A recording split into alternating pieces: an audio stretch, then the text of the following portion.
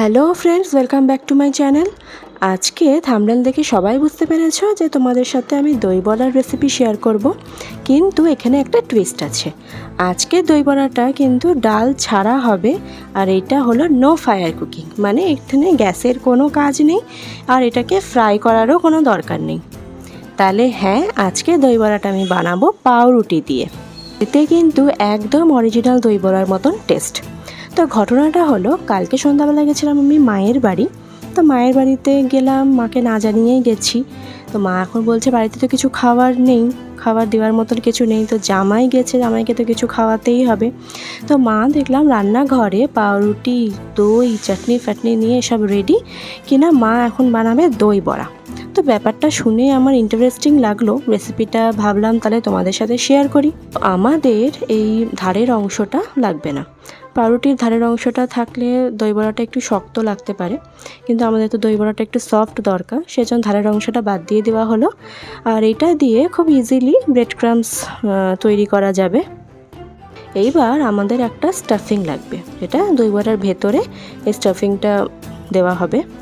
এই স্টাফিংয়ের মধ্যে আছে ড্রাই কোকোনাট পাউডার, যে কোনো মলে গেলেই এটা অ্যাভেলেবেল।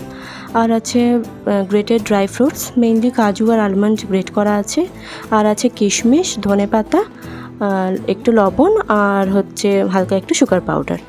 আমাদের বাড়িতে যেহেতু বাচ্চারা খাবে, সেজন্য মা আর এতে কাঁচা লঙ্কা দেয়নি, আপনারা চাইলে একটু চিলিজ অ্যাড করতে পারেন। এইবার এই পাউরুটির স্লাইসগুলো জলের মধ্যে ভিজিয়ে ভালো করে চিপে নিতে হবে, এক্সেস জলটা বার করে নিতে হবে। তারপর এর মধ্যে স্টাফিংটা দিয়ে এইরকমভাবে হাতের সাহায্যে গোল গোল করে নিতে হবে। বেশ সুন্দর লাড্ডুর আকারে এটাকে গোল গোল করে নিতে হবে। তো আমাদের পাউরুটিটা যেহেতু লোফ পাউরুটি ছিল, খুব নরম হয়ে গেছিলো। নর্মাল হোয়াইট ব্রেড দিয়ে করলে কিন্তু এটা বেশ ভালোই হবে। এভাবে সবগুলোকে তৈরি করে নিব। এই ইনস্ট্যান্ট দই বড়ার টেস্ট কিন্তু একদম অরিজিনাল দই বড়ার মতন, কেউ বুঝতেই পারবে না যে এইটা ডাল দিয়ে নয়, ব্রেড দিয়ে বানানো। তাহলে এখন বাড়িতে কোনো গেস্ট আসলে আর চিন্তা নেই, ব্রেড দিয়ে ঝটপট দই বড়া বানিয়ে কিন্তু সার্ভ করতে পারবেন। এইবার আমাদের দই বড়ার দইটাকে রেডি করতে হবে। তো এখানে টক দই আছে, তো দই বড়ার দইটা খুব টক ভালো লাগে না, হালকা একটু টক মিষ্টি ভালো লাগে, সেজন্য এর মধ্যে অল্প একটু সুগার পাউডার দেওয়া হচ্ছে। আর দইটা খুব গাঢ় ছিল, সেজন্য একটু জল দিয়ে পাতলা করা হচ্ছে।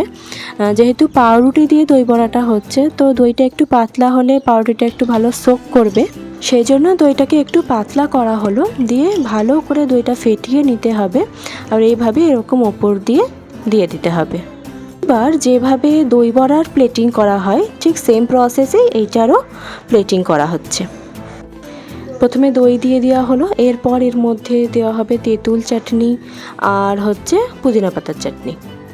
তারপর একটু ব্ল্যাক সল্ট, একটু black pepper powder, chaat masala, একটু রেড চিলি পাউডার, এই সব দিয়ে তারপর একটু ভাজা সেউ, মিহি সেউ ভাজাটা দিতে হবে।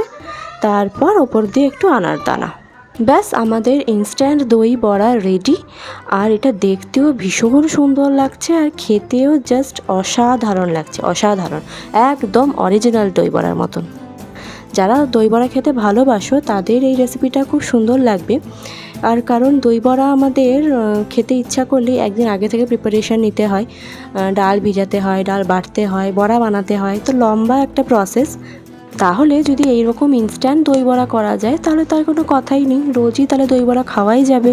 সন্ধ্যাবেলা স্ন্যাক্সের ক্রেভিংস মেটানোর জন্য এইভাবে একবার দই বড়া অবশ্য করেই বানিয়ে দেখবে, আই থিঙ্ক সবার ভালো লাগবে। বড়ার ভেতরে স্টাফিংয়ের জন্য এর টেস্টটা আরও সুন্দর হয়েছে। তাহলে আজকের ভিডিও এখানেই শেষ করছি, দেখা হবে নেক্সট ভিডিওতে।